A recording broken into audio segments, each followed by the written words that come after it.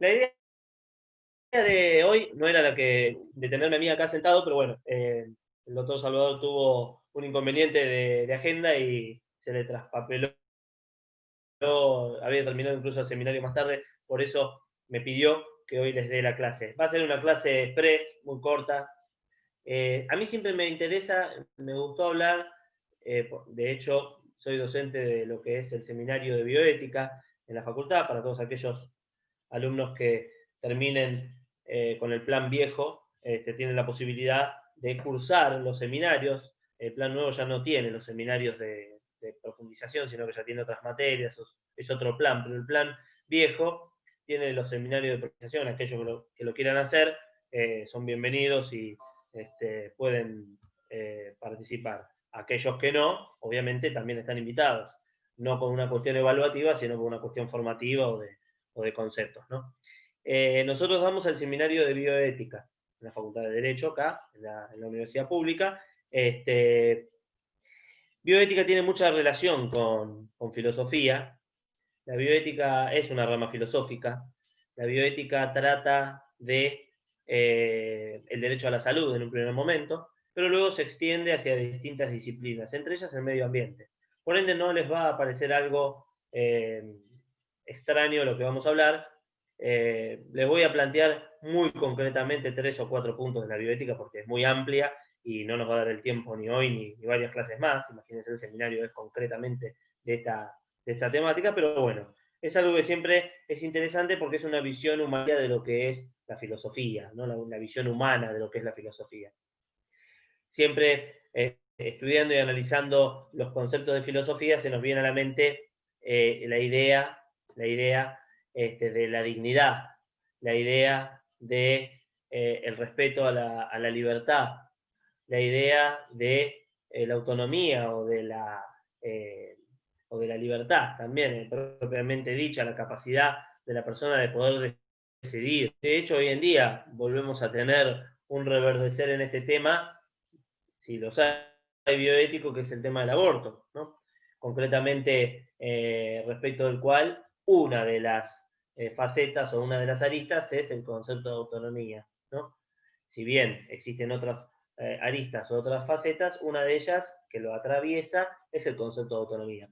Y la bioética habla de eso, habla de la autonomía, habla de cómo logramos defender o dotar, mejor dicho, de una herramienta más de defensa a una de las partes en la posición contractual, si se quiere, me pongo un poquito más en abogado, que es la parte débil, ¿no? Siempre ustedes ven que en los contratos hay un eslabón débil y un eslabón fuerte. En los contratos laborales, bueno, existen principios laborales que defienden a una de las dos patas en el eje contractual, que es el indubio pro operario, ¿no? Está a favor del trabajador. Bueno, esto en caso de dudas está a favor del paciente. Cuando hablamos de la bioética y el derecho a la salud, hablamos de la relación médico-paciente, y no en realidad concretamente con el médico o hacia el médico está orientado el ataque, sino que está orientado hacia la defensa del paciente, ¿no?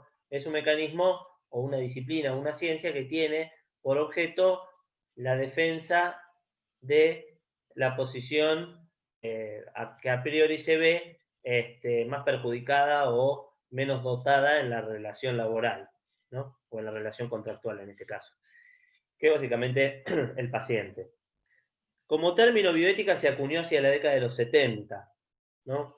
Viene de su raíz etimológica, o sea, en la raíz de la palabra, surge de la división de la palabra bioética en dos: bios por un lado, etos por el otro. Concretamente, cuando hablamos de bios, hablamos de vida, y cuando hablamos de etos o de biotos, también hablan otros, en el griego, se habla de la moral y el hábito como distintos tipos de formas de disposición de la voluntad, ¿no? Como ustedes bien sabrán, en términos generales, la bioética entonces habla de la ética de la vida, ¿no?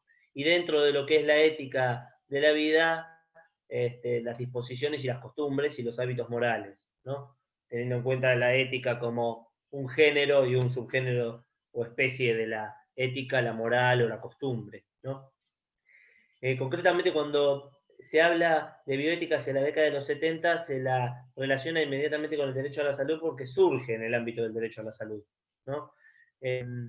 La bioética surge nominalmente en un libro de un filósofo norteamericano, Von Rensselaer Potter, que él plantea, Potter como Harry Potter, pero Von Rensselaer, parecido a un nombre también holandés, tuvo ascendencia holandesa, pero es un filósofo norteamericano que planteó a la bioética como lo tituló, y lo tituló de tal manera que el título del libro era Bioética, un puente hacia el futuro, ¿no?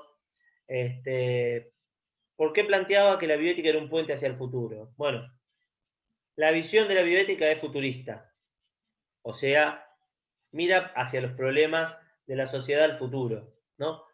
Pero que también lo sufrió en el pasado, obviamente. Cuando nosotros estamos hablando de la defensa de la salud, de la dignidad, economía, ¿no? Nos podemos retrotraer a filosofías presocráticas, desde el naturalismo, pasando por el derecho material, ¿no?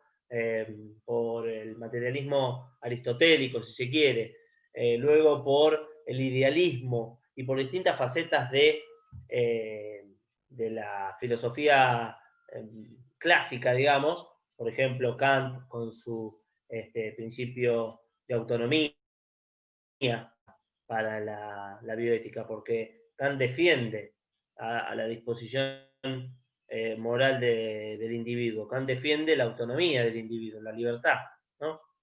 Todos los filósofos lo han defendido, quizás Kant ha establecido una teoría acerca de ello, pero bueno, concretamente siempre se habló de estos temas, ¿no? La bioética como palabra surge hacia la década de los 70, pero siempre se habló de ética, siempre se habló de las disposiciones morales del individuo. ¿De qué se trata la filosofía? Sino de la crítica a las decisiones, la crítica a las disposiciones éticas. Bueno, evidentemente la bioética tiene sus antecedentes milenarios, ¿no? Pero, yendo al concreto y yendo a lo que a nosotros nos ocupa, es importante entender que la bioética surge en una época que estaba cambiando, ¿no? Nosotros tenemos, y ya también lo historiamos a esto, distintas etapas geopolíticas mundiales. Con el fin de la Segunda Guerra Mundial, en el año 45, comienza otra etapa en el mundo. Cae la etapa de estos estados totalitarios y comienzan a aparecer los estados formados bajo principios, ¿no? Estados que ya no eran únicos, sino que básicamente de conformación colegiada, ¿no? Donde se comenzaba a entender que los estados representaban a los individuos y no los individuos tenían que trabajar para el Estado o para una persona, ¿no? Sino que el Estado debía trabajar para estos individuos. El régimen asociativo va a tener mucha fuerza con esto.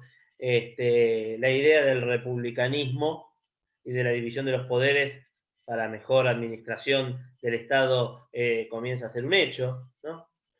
Y en el terreno económico irrumpe una nueva revolución, si se quiere. Tuvimos distintos tipos de revoluciones, tuvimos la revolución industrial, tuvimos la revolución producto de la economía y de la discusión de capital, sí o capital, capital en manos privadas o capital en manos públicos, y económicamente hacia la década de los 70, con, si se quiere, la caída de los regímenes totalitarios, la lucha, si se quiere, enfrascada entre el régimen capitalista y el anticapitalista, con posterioridad ya hacia la década de los 90, con la caída del muro de Berlín, que en realidad es un hito histórico teniendo en cuenta o consagrando, si se quiere, el fin del totalitarismo, si se quiere, en la Europa media, que fue básicamente la caída de Berlín separada, si se quiere, en esa separación que en un principio fue de Estado totalitario y luego pasó a atómica, ¿no? Todo es bendecido, si se quiere, con un nuevo elemento que irrumpe en la economía mundial, que es la tecnología. Obviamente, hacia la década de los 70 se comienza a visorar esto. Se aplica en los medios de producción, es por eso que empezamos a hablar del medio ambiente hacia la década de los 70, cuando en realidad medio ambiente podemos hablar también desde la época de los acueductos romanos, de la ley de acueductos romanos y del uso y aprovechamiento de los hídricos, ¿no? Esto es algo también que podemos retrotraernos muchos siglos atrás, pero el uso y aprovechamiento de los recursos naturales a través de medios tecnológicos de producción y su explotación sin ningún tipo de limitación, ni ética, ni moral, ni económica, ni social, explota ya hacia la década de los 70, ¿no? Con la introducción de elementos facilitadores de producción, como es la tecnología. Bueno, en la salud no escapa esto. Evidentemente la salud pasó de ser esa salud paternalista, en la cual, proteccionista si se quiere, en la cual estaba orientada hacia el bien común o hacia el fin social, para pasar a ser una actividad económica más. Hoy en día nosotros no discutimos el rol de la medicina dentro de nuestra sociedad, hoy en día nosotros no discutimos que el rol del médico es hacer el bien, pero también poco, mejor dicho, discutimos que el rol del médico tiene una contraprestación, que es básicamente una contraprestación dineraria. Estamos inmersos en un mundo capitalista al cual, con sus limitaciones para algunos, o con la necesidad de que no intervenga tanto para otros, sigue siendo un mundo capitalista que se mueve básicamente con el tráfico de mercancías. Y la salud pasó a ser una mercancía más. De allí es de donde comienza a tirar de la cuerda la bioética para comenzar a reclamar reivindicaciones que ya se daban por perdidas o por obsoletas, ¿no? Entre ellas, básicamente, la intervención en las relaciones médico-paciente, ¿no? Hasta ese momento el paternalismo médico era algo subyacente. Uno no discutía lo que opinaba el médico, era la opinión del profesional, uno debía sujetarse a ella sin miramientos y sin ningún tipo de condicionamiento. Era entregarse a la profesión médica, ¿no?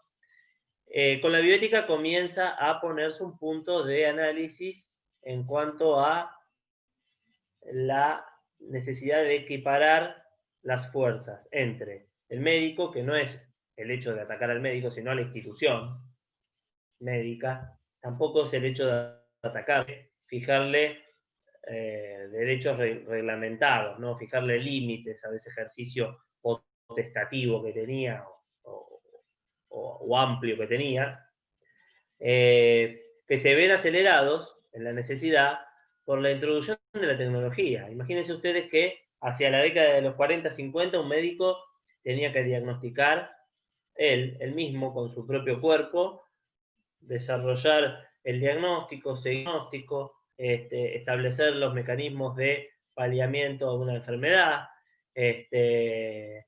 operar, intervenir quirúrgicamente, intervenciones extracorpóreas también. Bueno, era muy subjetivo, ¿no? Con la tecnología se volvió la medicina mucho más objetiva. ¿A qué voy? La intervención del médico es pura y concreta en una determinada etapa, ¿no? Ustedes ven distintas quirúrgicas que antes se realizaban con un método de carnicería humana sin precedentes a hoy en día.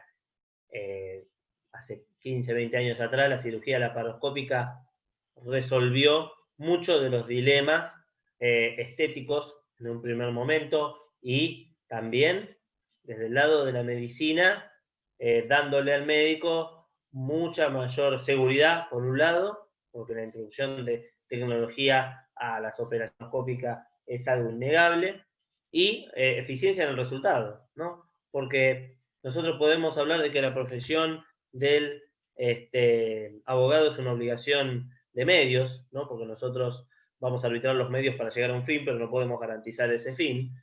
Pero no es así, en cierto punto, la obligación del médico, que es una obligación de resultados. Porque si a vos te opera y te moriste en el camino, vamos a tener un juicio de mala praxis o decisión producto de una actividad lesiva o falta, digamos, o excesiva del médico, también vas a estar vinculado como médico a un proceso judicial.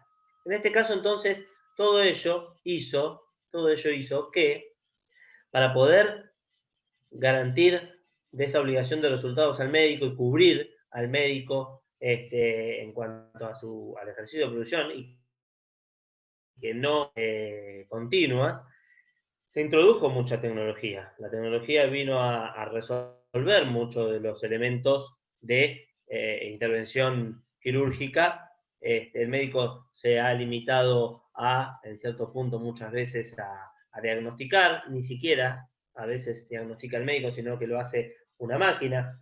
La tecnología es innegable, ¿no? Hoy en día, con el sistema de vacunación futuro respecto a la pandemia, al coronavirus, es innegable que sin la tecnología suficiente para poder vacunar a toda la población mundial, o al menos para lograr la inmunidad de rebaño, nosotros estaríamos viviendo con esta pandemia varios años más. Tengan en cuenta que la última pandemia, que fue la gripe española, surgió hacia fines de la segunda década del siglo XX, 3 o 4 años, fuertemente. Evidentemente la tecnología no se puede negar, la tecnología hay que aprovecharla, pero claro, el que se sirve de esa tecnología muchas veces puede incurrir en abusos, ¿no? Y los abusos que se veían en un primer momento era de la profesión médica. ¿Por qué? Porque utilizaba la tecnología como algo, como una verdad revelada, como algo que no se podía discutir, como algo matemático o exacto, ¿no? Pero claro, siempre la tecnología en sí puede ser exacta, pero quien la maneja sigue siendo un ser humano. Entonces, se trató de poner un límite a quien administraba la tecnología, que es básicamente el médico, la institución médica, los doctores, doctoras, anestesistas, camilleros, enfermeros, enfermeras, bueno, todo lo que hace a la profesión médica y los directores de los institutos, ¿no? Médicos. Entonces se plantearon desde la bioética reflexivamente 3 principios importantes para poder limitar básicamente ese abuso por parte del médico hacia el paciente. Los principios sobre los cuales se basa la disciplina son la autonomía, la beneficencia y la justicia. Desde la autonomía podemos hablar de que se propende a la autonomía de voluntad, la autonomía de voluntad, ¿no? ¿Qué discusión que va a venirse en torno a la autonomía de la voluntad con respecto, por ejemplo, a la vacunación por la pandemia del COVID, ¿no? Porque no es menor la consideración de los estados al establecer que la vacuna no va a ser obligatoria. Esto, amén de las consideraciones por las cuales puedo obedecer, que cada uno tendrá su... vuelve a plantear el tema de la autonomía de la voluntad. O sea, ¿qué es lo que sucede con aquellas personas que decidan no vacunarse? ¿No? Entonces amén de la decisión propia, hay una reflexión que se puede realizar ético o moral en relación a las consecuencias de esa implicancia, ¿no? De esa decisión de ejercer la autonomía, ¿no?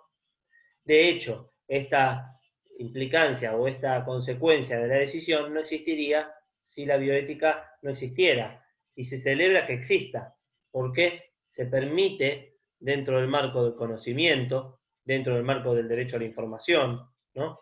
Uno pueda brindar su consentimiento o no, estando debidamente informado. Con eso les digo básicamente el caballito de batalla de la bioética, que es el consentimiento informado. Ustedes lo han seguramente lo han vivido, no es necesario intervención quirúrgica u operación para tener que firmar un consentimiento informado. Todos aquellos que hayan pasado por la extracción de sangre, tienen que firmar un formulario. Ese formulario es básicamente consentimiento informado. De allí a intervenciones mucho más complejas, ¿no? Respecto de las cuales,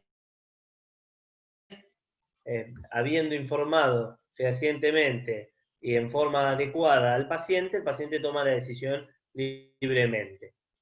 Ahora, para que esa decisión se tome libremente, hay muchos condicionamientos. ¿Por qué? El acceso a la información no es la misma para cada uno de nosotros.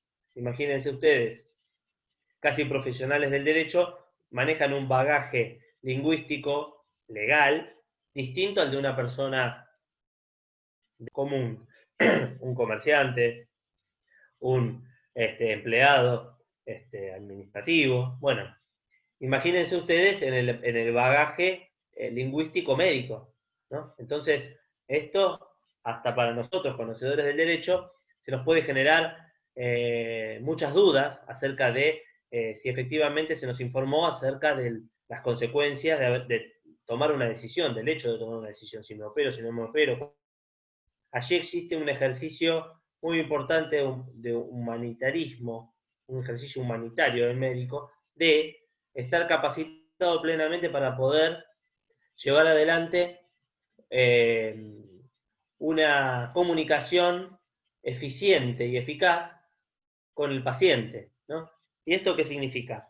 Que el médico le explica al paciente en términos que él pueda entender qué es lo que se le va a realizar.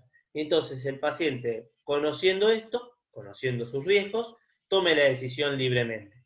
Siempre están teniendo en cuenta el tema de la autonomía de la voluntad, las limitaciones a la autonomía de la voluntad. Eso ustedes ya lo vieron en derecho civil, no me voy a extender en cuanto a esto. Siempre se discute de la persona en coma qué es lo que sucede con el consentimiento informado. Obviamente está el asentimiento. El consentimiento es básicamente la manifestación expresa de la voluntad. Cuando no expresa hay asentimiento. El asentimiento es la forma de suplir el consentimiento. Y el asentimiento es a través generalmente de familiares, ascendientes, descendientes hasta segundo grado, bueno, o grado de consanguinidad o afinidad. En este caso se podría llegar a entender entonces que el consentimiento en forma de asentimiento está dado. Esta es uno de los caballitos de batalla más importantes de la bioética. Sin autonomía no hay bioética. Sin autonomía se viola, sin autonomía de la voluntad se viola el precepto más importante de la bioética y se está cayendo nuevamente en el abuso, ¿no? Por un lado, autonomía. Por el otro lado, la beneficencia. Esto está dirigido exclusivamente hacia la actividad médica. ¿Por qué? Porque básicamente plantea la obligación de hacer el bien o de no hacer el mal, porque se habla de beneficencia o no maleficencia. La no maleficencia es un subprincipio de la beneficencia. El médico tiene el juramento hipocrático, no es necesario que nosotros lo desarrollemos mucho más allá de esto, ¿no? ¿Qué es lo que Profe, pasa si el médico no hace el bien o hace, perdón, decime. ah, quería hacer una pregunta. El hecho de que el principio de autonomía tenga más importancia en términos bioéticos que el de la beneficencia, el de la beneficencia, ¿es por eso que, por ejemplo, cuando el médico hace el juramento hipocrático, igual en el caso de que tenga que hacer una transfusión de sangre, por ejemplo, un testigo de Jehová, respeta la autonomía de la voluntad sobre el principio de beneficencia? Ahí está. Bueno, es una revelación esta, que vos planteás y es muy en concreto la aplicación práctica de lo que sucede. Evidentemente, el médico pondera la autonomía del paciente por sobre muchas veces la beneficencia. Pero claro, vos lo planteás de esta manera, que quizás en una situación no urgente, el médico tiene que respetar la autonomía del paciente. Pero claro, ¿qué es lo que sucede? Y ahí estamos en una cuestión cruzada. Si el médico que tiene que hacer el bien, porque el juramento hipocrático se lo determina, y si no lo hace, la persona puede generársele un daño a su salud de manera permanente.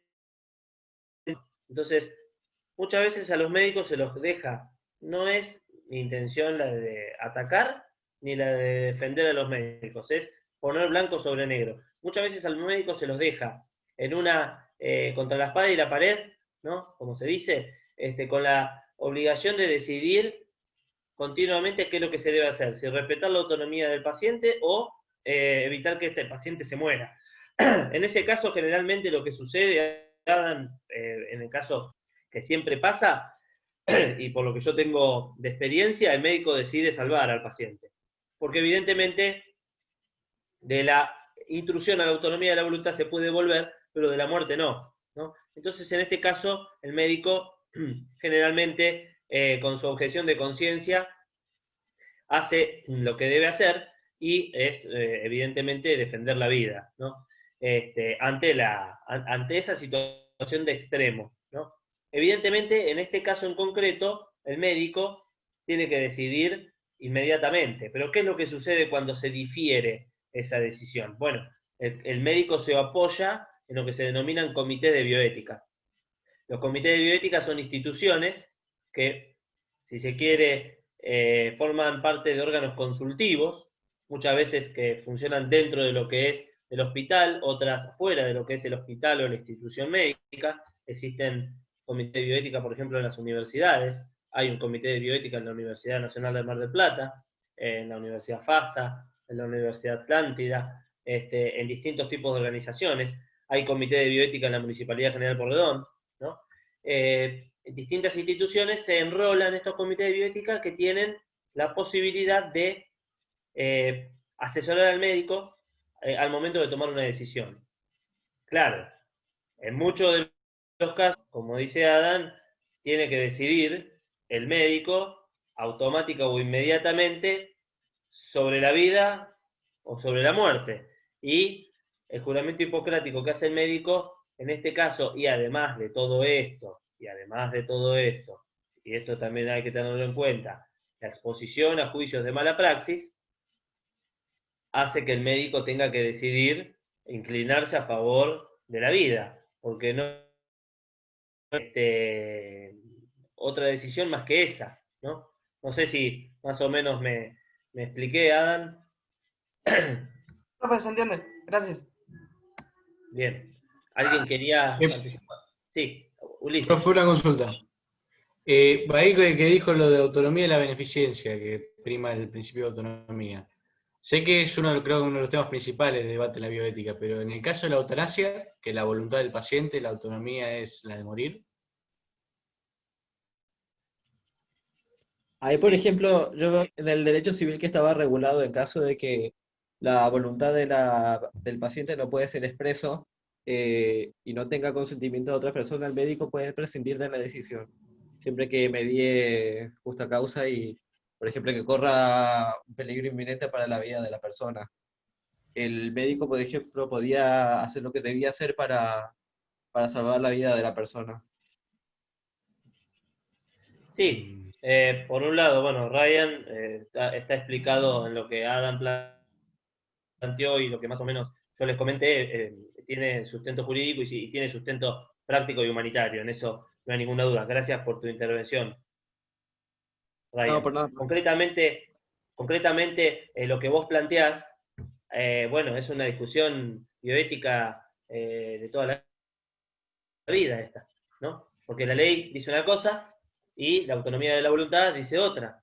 Bueno, la objeción de conciencia del médico, ¿vos qué creés que plantearía en ese caso? Y la objeción legal. Sí. Depende del caso en particular, hay que En tu caso analizar cada particular, caso. si vos fueras médico, Sí. bueno, El se caso, pero analiza, analizaría el caso en evidentemente, concreto, pero si hay posibilidades de mejora, si la cosa no da para más, el estado emocional del paciente, que influye bastante, tengo entendido, en las recuperaciones. es Es muy, complicado, sí. en respuesta a tu reflexión, es muy, sí, y es muy fino lo que te permite hacer la ley hoy en día para poder asistir a una persona a terminar con su vida, evidentemente. Es muy limitado las posibilidades que te da la ley hoy en día para poder hacer esto de forma manifiesta. No sé si me explico.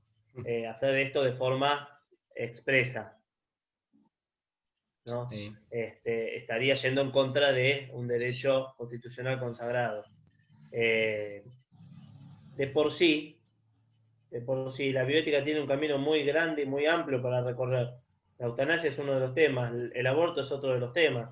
Es muy amplio y muy largo el tránsito que hay que recorrer, el desarrollo del pensamiento que hay que recorrer para poder llegar a una conclusión y que siempre, como vos planteas, no es tajante. Se actuará aún cuando se habilite para el caso en concreto, porque evidentemente no todos los casos son iguales, no todas las situaciones son iguales. A mí se me viene a la mente Cerati, por ejemplo, evidentemente estar conectado a un método de sobrevida que evidentemente no tenía una mejoría evidente, llevó, digamos, a una decisión, pero una decisión que evidentemente esto también se tiene que discutir en la política, se tiene que discutir en la sociedad, se tiene que discutir en la política, porque obliga al médico a tomar una decisión muchas veces sin ningún tipo de elemento de convicción legal fuerte, ¿no? Y que la objeción de la conciencia del médico, dejar todo a la objeción de la conciencia del médico es demasiado, me parece. Es como tirar la pelota para afuera, ¿no? Y no hacerse cargo del partido cuando vas perdiendo 2-0. Me parece algo que se debería discutir y se debería estudiar y analizar de poder encarar, ¿no? Y no dejar la autonomía y en la objeción de conciencia todo. Me parece a mí, no sé, es una opinión. Imagino que va a ser un tema de discusión ahora con respecto al aborto, entiendo que ya lo viene siendo también, pero imagino que va a ser un gran tema de discusión. También la cuestión de la objeción de conciencia. Si es que se aprueba, ¿no? Sí, en el proyecto anterior estaba consignada la objeción de conciencia, se discutía acerca de si era institucional o si era personal. Bueno, todas esas cosas también hacen, ¿no? al asunto de fondo, porque no es lo mismo una objeción de conciencia personal a una objeción de conciencia institucional, porque ya ahí estás otra vez limitado, digamos, ¿no? Y la objeción de conciencia no es personal, en este Claro. caso. Si la institución te dice otra cosa, o te vas, o, bueno, yo creo que distintas sociedades del mundo han discutido todos estos temas y los continúan discutiendo porque evidentemente España, que ha sido una de las primeras que legalizó el aborto, realmente lo sigue discutiendo. Y es algo que se discute, y el concepto de autonomía lo sigue discutiendo hasta hoy en día, discusiones bioéticas que se le vienen. España es de los países más avanzados en bioética y no ha dado nada por sentado, ¿no? Las funciones consultivas de los comités de bioética son cada vez más importantes en esto.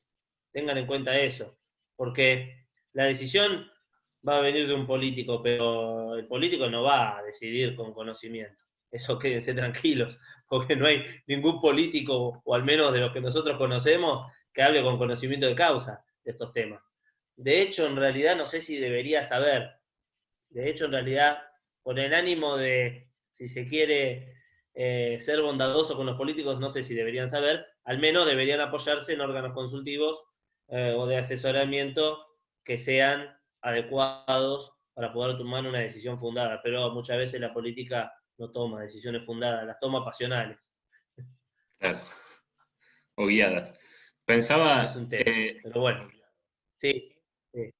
no, que se me ocurría, lo también a modo de pregunta, pero imagino que debe haber un conflicto o una puja constante entre la bioética y la finalidad de lucro o cierta tendencia a la privatización de la salud, porque digo, por ahí pensamos, por ejemplo, el consentimiento informado, la cuestión de la autonomía en circunstancias extremas de vida o muerte, pero digo, hay como una relación de poder médico-paciente que cuando hay un fin de lucro es difícil de medir. El otro día charlaba con un amigo que es neumonólogo y me decía la cantidad de estudios que se hacen solamente porque generan una ganancia y en realidad, está bien, son invasivos, pero por ahí no es la gran cosa, pero me decía el 99% de, no sé, como si te dijera las endoscopías, no son necesarias realmente. Generan un perjuicio en el paciente porque son invasivos, porque realmente afectan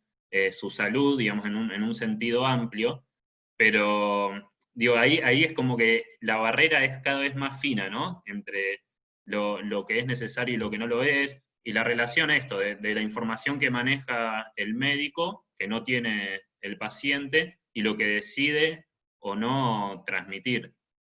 Imagino que ahí debe estar la bioética todo el tiempo discutiendo.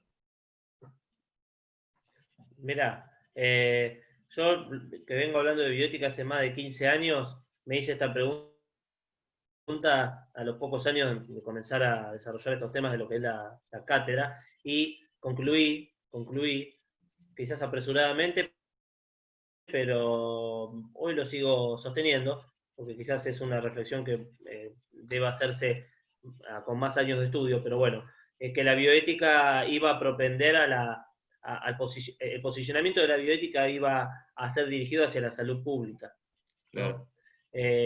Y iba a tratar, si se quiere, de ponerle límites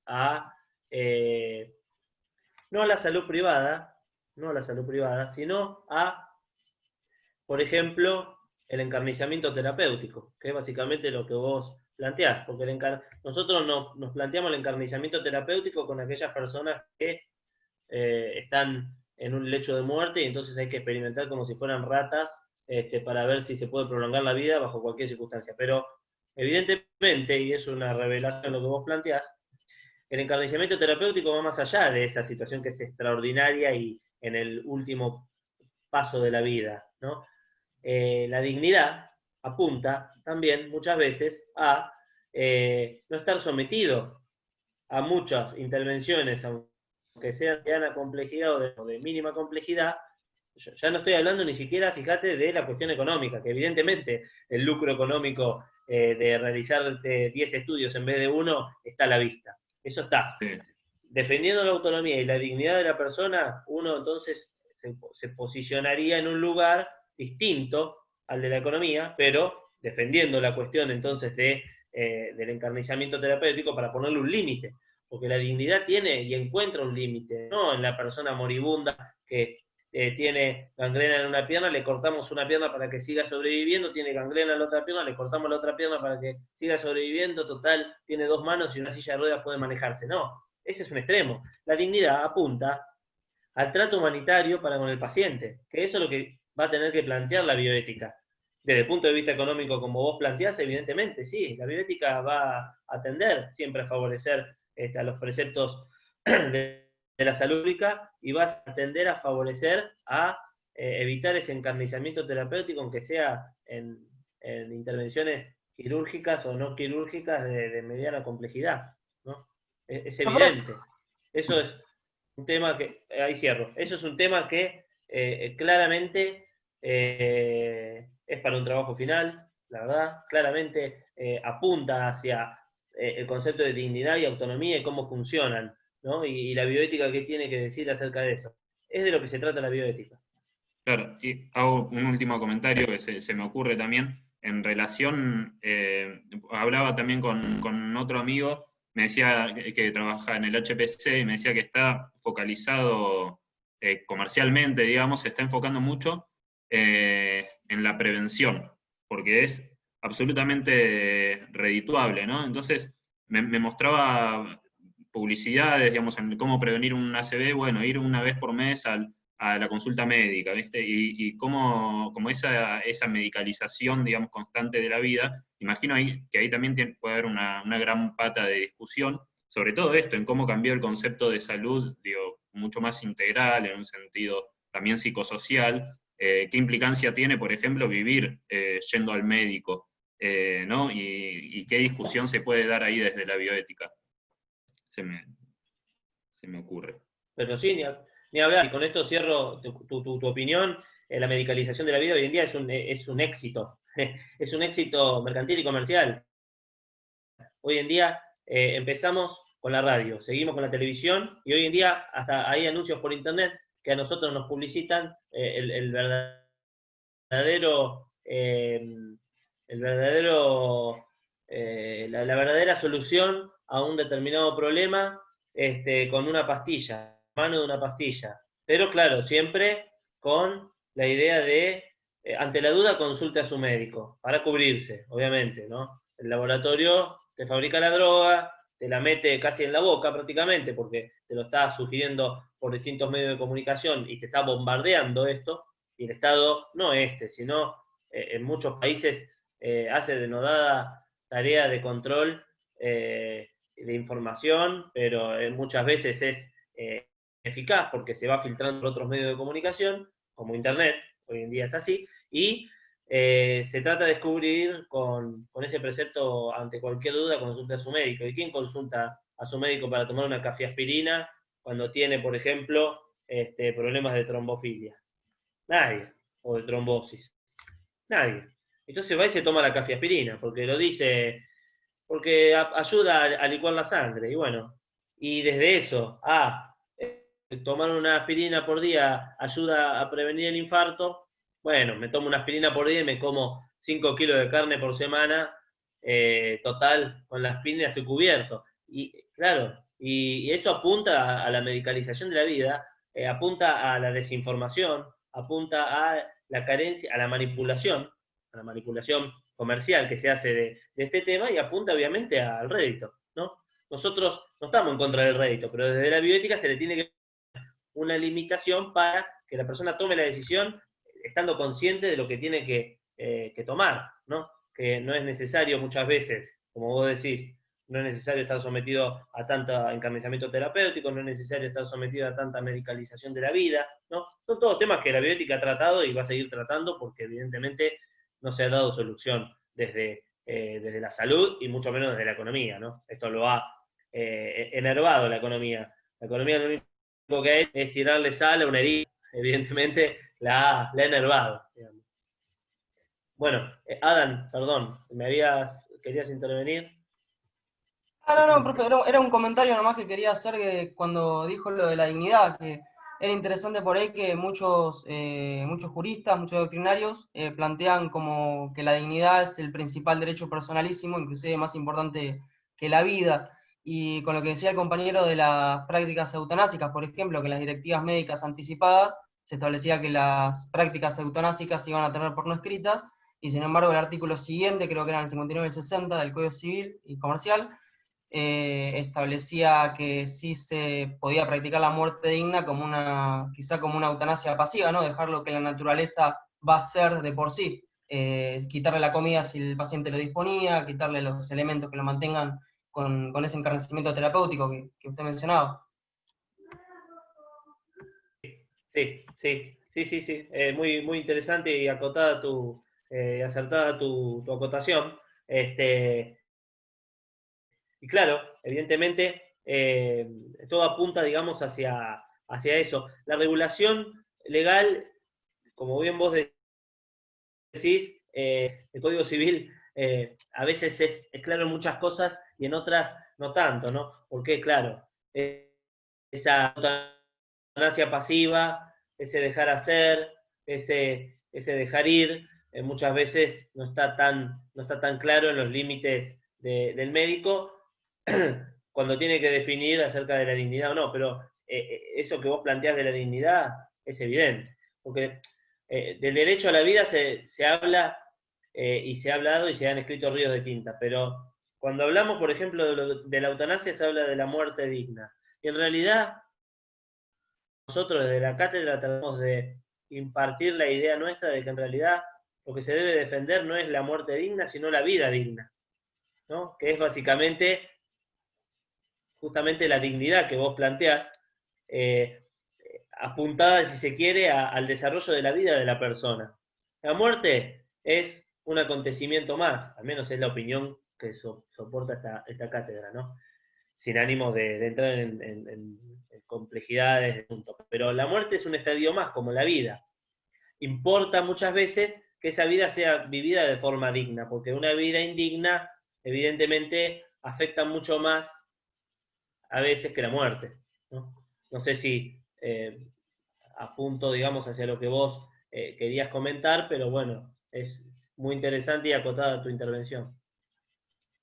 Sí, sí, gracias, profe.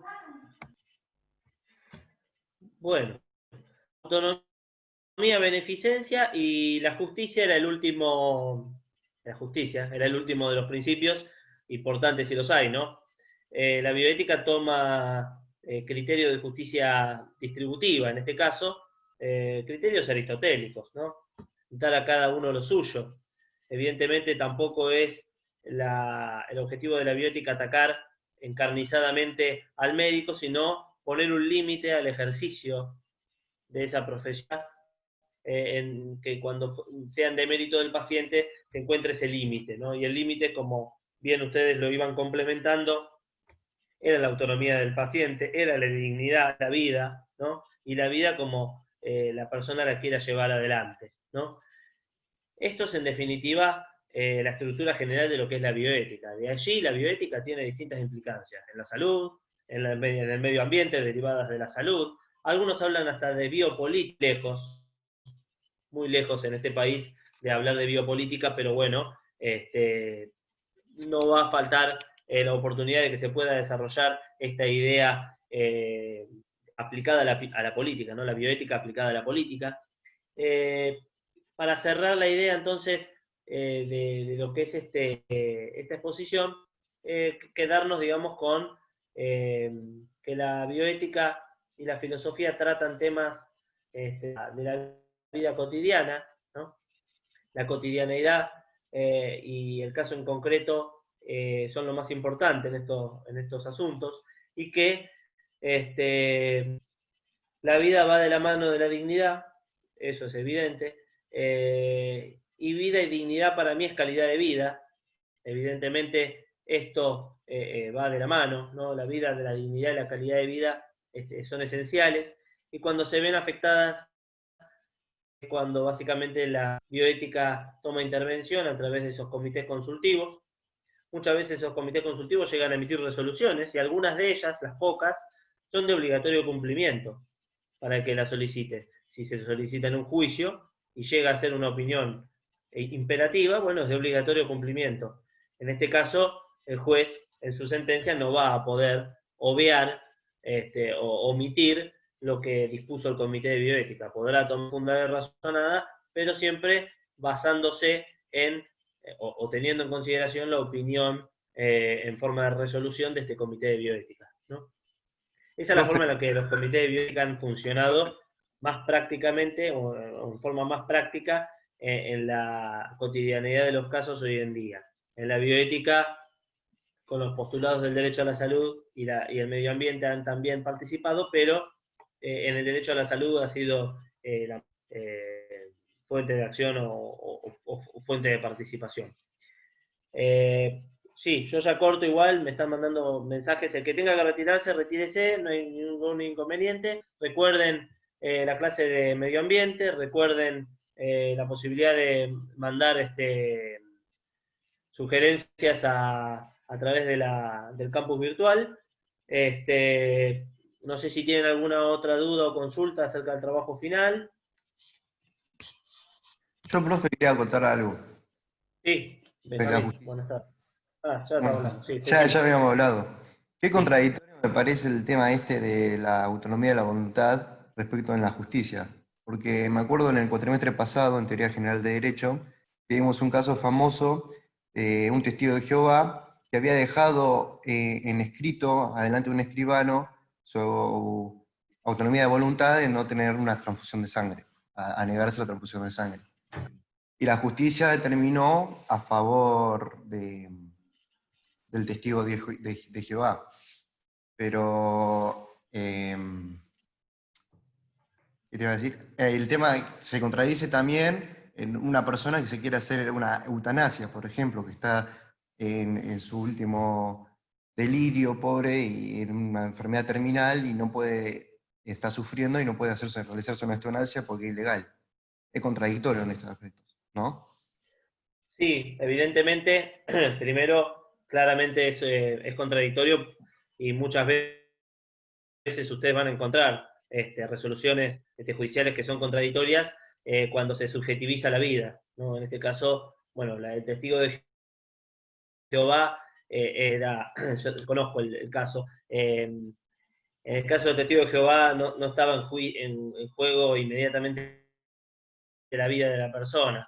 En el caso de la autonomía de la voluntad con la eutanasia, sí estaba en juego la vida de la persona, y allí entonces es en donde los tribunales muchas veces les tiembla el pulso, cuando tienen que decidir Pero acerca terminó de, falleciendo el al testigo de menos, Jehová. sí, Terminó sí, sí, sí, pero no fue consecuencia inmediata, fue consecuencia directa, pero no fue consecuencia inmediata. De todas maneras, la subjetividad siempre se va a hallar, porque es muy, valga la redundancia, subjetivo todo esto, de lo que nosotros estamos hablando. La bioética no establece ningún código de ética normativizado que a vos te obligue a responder frente a ello. Entonces, la objeción de conciencia de un juez muchas veces se ve contradecida por diferentes temas, ¿no? Sí, es así. Eso es también de lo cual forma parte de la bioética y de lo apasionante que es la bioética, porque no tiene la misma resolución para dos casos similares, ¿no? La subjetividad está muy a flor de piel. Quizás es uno de los problemas también a tratar de la bioética. Quizás debiera normativizarse, quizás y no. algo. Esas ya son opiniones, perdón, sí, Ah, esas ya son opiniones que tenga cada uno. Para mi caso en particular, en mi opinión, la autonomía de voluntad tiene un límite. La autonomía de voluntad tiene un límite. Si ustedes me dicen hoy con el tema de la pandemia mundial, la autonomía de la voluntad para mí tendría un límite en el caso de que se llegue a comprobar de la necesidad imperiosa de que la vacuna sea, no sé si obligatoria o impuesta, ¿no? Hay cuestiones de orden público para mí. La vida y la dignidad es una cuestión de orden público. Pero bueno, esa es mi opinión. Cada uno Entonces, ¿está a tiene... favor Eso es lo interesante. de Estamos... una vacunación obligatoria, profe? No estoy ni a favor ni en contra. Hay que ver, en caso en concreto, cómo avanza todo este tema. Si nosotros tenemos la vacuna efectiva y esta vacuna tiene que impartirse necesariamente a un determinado porcentaje de la población para que se logre detener una epidemia o una pandemia, como es en este caso, en el corto o mediano plazo, es distinto a que nosotros podamos articular, por ejemplo, tratamientos alternativos, ¿no? Para poder mitigar los efectos de los fallecidos, ¿no? Si nosotros logramos vacuna y tratamientos terapéuticos, quizás la campaña de vacunación no sea obligatoria. De hecho, no sé si en otros países del mundo pasa eso, pero porque no tengo la información, pero en Argentina ustedes vean que ante las declaraciones de las autoridades sanitarias argentinas plantearon en un principio, ellos no te plantean que no va a ser obligatorio, ellos te plantean que en un principio no va a ser obligatorio, porque evidentemente estamos en terreno desconocido. Si nosotros vacunamos y en el medio surge, porque la vacuna, para que llegue a la población en general, falta mucho, eso somos todos conscientes, no nos engañemos entre nosotros. Para lograr inmunidad de rebaño hay que vacunar más del 50% de la población, somos 50 millones de personas, necesitas 25 millones de vacunas, o sea, 50 millones de dosis, no tenemos ninguna hoy, cuando la tengamos, veremos a quién se aplica primero, bueno, y demás. Pero si en el medio de todo eso hay tratamientos alternativos, de hecho los hay, si se logran aplicar a un determinado, si se quiere, valor monetario accesible o democratizar la aplicación de tratamientos alternativos, no será necesaria una vacunación obligatoria. Por eso ellos te dicen, en principio no va a ser obligatorio, pero claro, hay que ver cómo evoluciona la pandemia, si tenemos rebrote, si no tenemos rebrote. Por eso es tan interesante el concepto de autonomía de la voluntad en la bioética, ¿no? Porque depende del caso en concreto y cómo estemos hallados, va a ir mutando para uno y para otro lado. Eso es lo interesante de la bioética, no tiene una respuesta automática. No sé si... Claro, también hay un esa es mi problema en opinión, esto, igual. porque te dicen que si vos no te pones la vacuna, pones en riesgo a otras personas y ahí no pasa por tu autonomía de voluntad. Pero hay otra cosa, que hay cientos de médicos que demuestran fehacientemente y científicamente que la vacuna esta puede ser dañina para la salud por su corta, eh, se saltaron muchos métodos científicos y su corta elaboración. Hace menos de un año se están elaborando una vacuna, que las vacunas llevan muchos y muchos años. Se dice que se está dando un ARN sintético, y ahí creo que cada uno debería tener, informarse y debería tener la autonomía de voluntad si dársela o no. Porque si dice que se te inyecta un ARN sintético, produce una proteína que está localizada más que nada en el testículo, que puede generar efectos secundarios gravísimos para los jóvenes, sobre todo. Sí. Sí, sí. Por eso te digo que evidentemente en el caso este en concreto, hay muchas situaciones encontradas, ¿no? Hay muchas situaciones por resolverse y que evidentemente yo no creo que sea una decisión que se vaya a tomar terminante. Por eso te dicen que en principio no va a ser, teniendo en cuenta todas estas situaciones. Obviamente una vacuna requiere una situación experimental de muchos años. Las vacunas se prueban durante décadas incluso en cuanto a su evolución con respecto a los efectos adversos, ¿no? Y nosotros estamos tratando de llegar con una vacuna en menos de un año a resolver una pandemia mundial por las cuestiones, digamos, que ha generado, yo creo Y acá que aparece lo de a la rédito vida. económico. Porque ¿Cómo? No. acá aparece lo de rédito económico, porque los test PCR es un gasto que deben hacer y se hace cientos de testeos. La vacuna también da un rédito económico a las grandes ligas, a los grandes laboratorios. Creo que es así. Ah, sí, sí, no, obviamente, sí, sí. Sí, sí, seguramente. Es como vos planteás, pero bueno, eso se verá en su momento.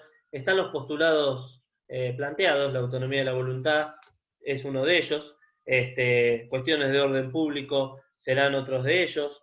Se irá viendo. Esto yo no creo que sea algo que la bioética tenga que definir inmediatamente.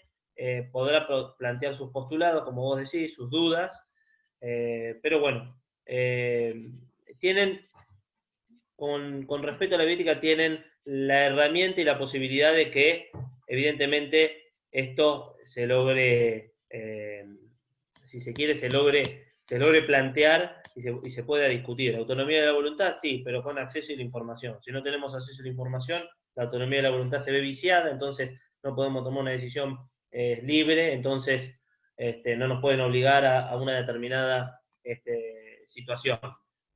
Está todo por verse. Lo interesante de la bioética es que en este caso, en concreto, vamos a ir viendo con el avance de la pandemia cómo va a ir comportándose la sociedad y las sociedades y las decisiones que se vayan tomando, evidentemente.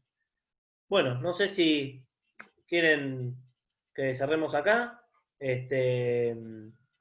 Nos estamos viendo, yo no sé ahora con el doctor Salvador, creo que tiene la semana que viene, y conmigo tendrían la semana del 25 tenían conmigo, yo ya no recuerdo muy bien cómo era el calendario. A ver, acá. El 25 tendrían conmigo la clase de medio ambiente. Ahí sería interesante que recuerden esta semana enviarme los temas sugeridos para poder avanzar en ese tema. Y esa sería la última clase nuestra. La semana siguiente tendrían en principio con el doctor Salvador, el 2 de diciembre, y ahí cerrarían el cuatrimestre, y la otra semana es la entrega del trabajo práctico. Así que bueno. Entonces la semana que viene... Perdón. Perdón, no te logré escuchar. La semana, o sea, esta semana tendríamos que mandarle los temas por mail, ya el tema decidido. No, yo me refería, el 25 de noviembre vamos a hacer una clase de medio ambiente. Los temas sugeridos para que se realicen o se aborden en esa clase, ustedes me los pueden enviar por mensaje privado en la plataforma. A eso me refería yo. Si les interesa algún tema en particular que se quiera plantear, mándenmelo por esa plataforma. El trabajo final, ustedes cuando lo tengan o quieran algún asesoramiento, me lo mandan por mail. Yo no tengo ningún inconveniente. No es necesario enviarlo. Si ustedes quieren enviarlo por una cuestión de seguimiento, es mejor para ustedes. Así ya lo van realizando mucho más cómodamente. Pero bueno, eso era lo que yo les quería decir. El 25 tenemos la de medio ambiente y ya después quedaría la del 2 de diciembre de filosofía con Horacio. Profe, me perdí en algo. La clase que viene de medio ambiente tenemos que presentar algo. Me perdí en eso. No, la idea es hacer, no sé si yo ya les había planteado esto, hacer una clase con la Cátedra de Derecho Ambiental sobre algún tema que a ustedes les interese acerca de medio ambiente. La doctora Paula Caparrós, que es docente de la Cátedra de Derecho Ambiental de la Facultad de Derecho, va a estar disponible para abordar los temas que ustedes quieran plantear el 25 de noviembre. La idea entonces es que ustedes planteen estos temas, me los hagan llegar a mí a través del campus virtual, sobre algún tema que quieran que se desarrolle en la clase del 25 de noviembre. Ustedes solamente tendrían que participar, aquellos que estén interesados, en proponer algún tema. Algo que les interese, algo que les haga ruido del medio ambiente, y bueno, en ese caso, ese es el tema que se va a desarrollar entre otros que se vayan proponiendo. Esa era la idea. Joya, profe, gracias. Ahora sí entendí. Perfecto. Bueno, listo. Bueno, cortamos acá entonces, chicos. La semana que viene nos vemos y bueno, que tengan buena semana. Gracias, profe, igualmente. Chao, profe, gracias, buena semana. Hasta luego.